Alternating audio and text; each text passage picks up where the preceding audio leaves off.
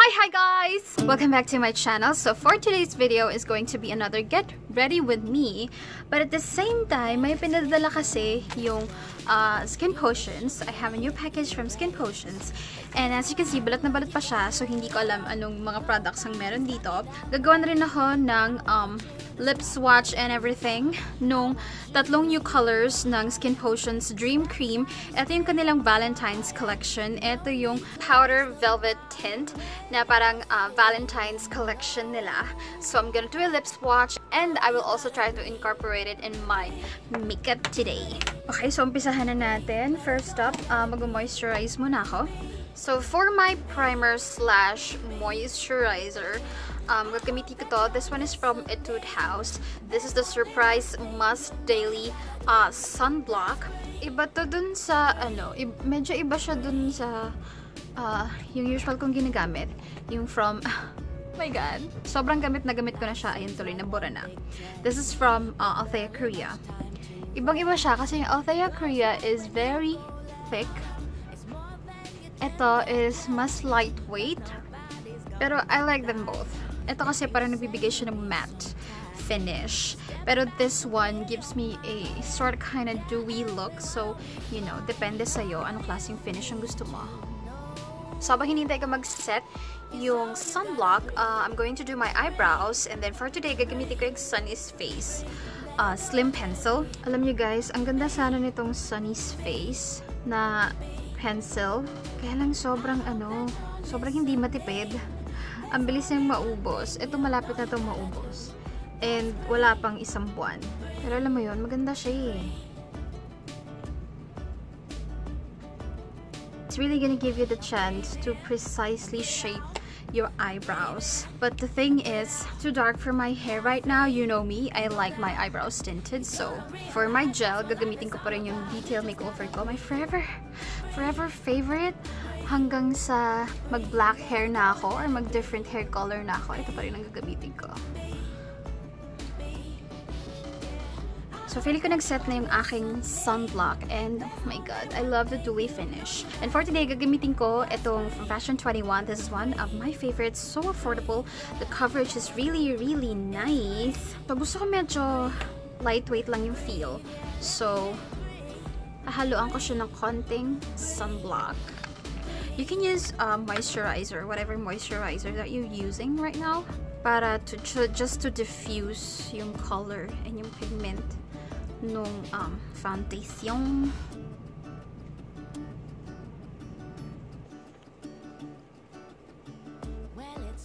It's actually a weekend right now, so ayokong mag-heavy foundation.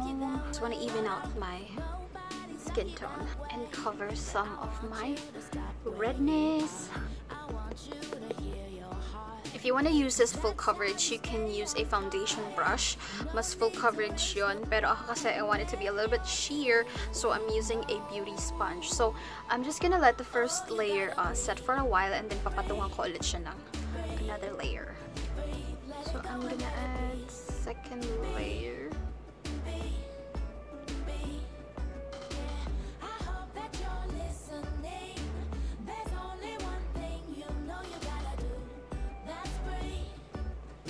First, let's not forget the neck. Need to set our foundation. You can use whatever loose powder that you have. Ako ang ginagamit ko lang yan is from Althea Korea. And then I'm just going to lightly dust it.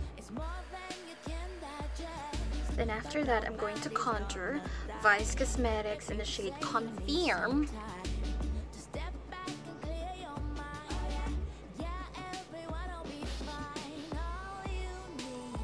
Super yung gilid lang.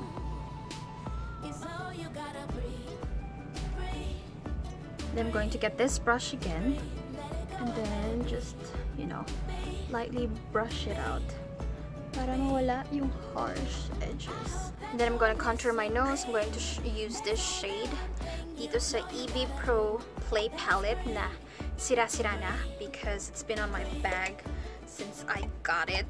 Hindi na siya nawala. Hindi na siya umalis dun sa bag ko. Kasi I love using it for my nose contour. I still do this technique yung idadamay ko yung eyebrows ko. Para magmukhang para ka talagang may, you know, lifted bone here. Okay, so before I proceed with my makeup, gagawa muna ako ng Lipswatch nitong Dream Cream Valentine Special Powder Velvet Tint. Kasi ito rin yung gagamitin ko for my cheeks and of course for my lips. So yung first color natin is this one right here. Ito yung parang pink color of the bunch. This is called Millie. And eto, iba na yung applicator niya. Yan yung medyo parang pa-heart-shaped doe foot na siya. Kasi yung Skinpotions, nagbabago na sila ng applicator. And you know what? This is so much better. Like, so much better. Parang andaling mag-overline with this. You know naman me, I love overlining my lips. So I'm gonna show you what it looks like. The shade is like this. Medyo ma-oily pa siya. Pero later on, it's gonna turn into matte. So let's just wait for a while. Pero eto siya. And then, if you blend this out, if you're gonna use it as your blush, so easy to blend. And imagine nyo siya. It's just like, you know, a basic everyday pink. Pwede ba to sa morena? Yes. Kasi hindi naman siya yung parang blue-toned pink. It's more a warm pink, so I think it's okay for the morenas. So ayan, medyo nawawala na yung shine niya. Again, this is the shade Millie. Next shade, ito naman yung parang coral color dun sa batch, and this is in the shade Charlie. Ito pa yung dating applicator nila kasi hindi pa lahat napapalitan. Now this, I love definitely as a summer color because it's coral and it's a little bit bright. Kaya lang ang problema, hindi ko sure kung mapupusuan to ng mga minamahal nating mga morena girls out there. Kasi parang nakikinita ko na if you're morena, this is going to stand out on your lips even more. And kakulay siya ng pullover ko. And if we... Yeah, pang summer talaga siya. So again, this is Charlie. Last but not the least is yung shade na Freya, and ito na siguro yung pinaka-favorite ko dun sa tatlo because I have a thing for dark-colored lipsticks or liquid lipsticks or, you know, creams. Oh my god! Do you see this?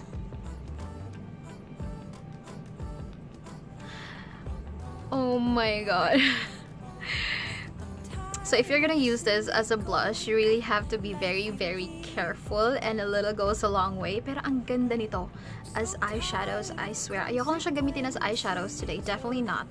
Because it's the weekend and hindi siya bagay sa suot ko. Pero nakikinita ako na maganda siya as eyeshadow. So again, this is Freya. So what I'm going to do is, I'm going to take Charlie, yung corally color, and then I'm just going to put just a little bit sa eyeshadows ko. So I'm just going to take a brush. You can use your fingers actually. Hala, I'm pigmented. It's okay. I'm just going to diffuse it naman with a brush. Okay, it is so pigmented. My god ka. Spread na rin natin siya dito sa ilalim. So, babawasan ko lang ng slight yung pigment. There you go. Much better. And then to complement my eyes, si Charlie na rin yung gagamitin ko sa cheeks ko. So I'm just gonna put it here muna, middle finger. And then I will concentrate dito sa highest point ng cheeks ko. Because doon tayo tinatamaan ng sun. So, doon, sa highest points, doon mas malaking possibility na mamula tayo. And then, kuha pa ako ng konti pa. And then, I'm gonna add dito lang sa top. I'm not necessarily gonna connect yung dito.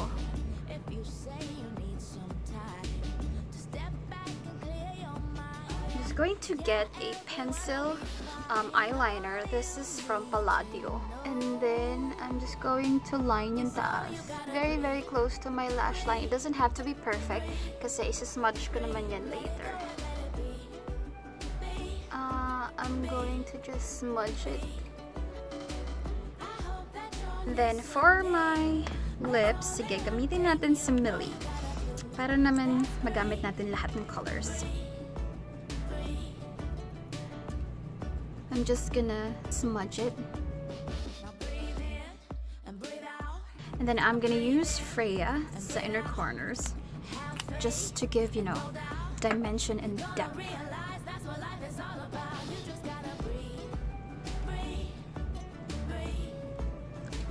Oh my god! Retouch ko lang yung nose contour ko. Mascara from Fashion 21, yung double up mascara. Yes, I'm still using it. So, hindi pa ako nag-highlight because what I usually do, isa-set ko muna ng setting spray everything. Actually, this is just, you know, a normal facial spray.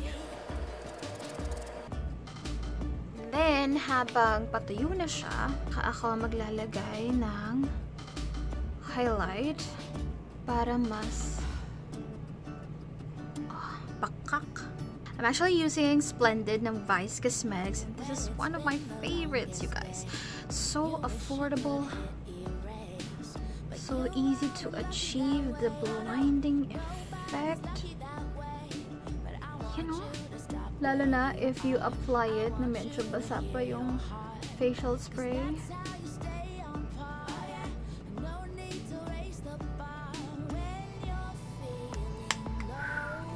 Alright guys, so now we are done with the makeup. It's time for me to show you the products that I got. Okay, so first product that I got here is this one. Ito yung kanilang Skinpotions Snowberry Sleeping Mask. Whitening and brightening cream, dries up pimples, lightens dark spots, freckles, dark areas, pimple marks, scars, stretch marks, sunspots, insect bites, and evens out skin tone. And it looks like this.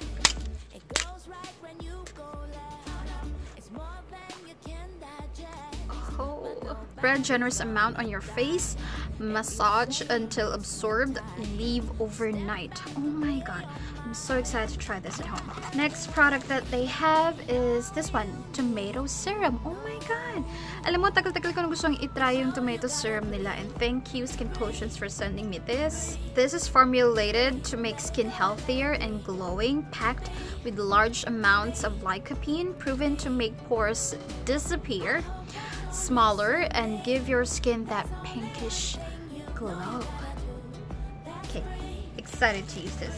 And then the last product is Lightning Bunny Foaming Facial Wash. Achieve squeaky clean and soft skin with the best facial wash. Comes with tool brush that helps remove deep-seated dirt, visibly radiant skin in just one wash. You know what? This is like a perfect night skincare. So you do the facial wash, and then you apply your serum, and then after a few minutes, kapag na-absorb na ng skin mo, you go apply the sleeping mask, and then you go to bed. So those are the new skincare products that I have from Skinpotions. Thank you so much for sending these. And what else? So yeah, you know what? I'm gonna try these products and then i-update ko kayo sa Instagram, or I could make another you know, skincare YouTube video. So we'll see about that. So yeah, that's it for today's video, guys. Sana nag-enjoy kayo sa ating mini get ready with me, Lipswatch, and then haul, you know, sort of product haul. Thank you so much for watching, and I will link the Skinpotions handles below, yung Instagram nila, yung Facebook nila, and all that, so you can check out their products. Again, thank you so much, and I'll see you in my next one. Bye bye.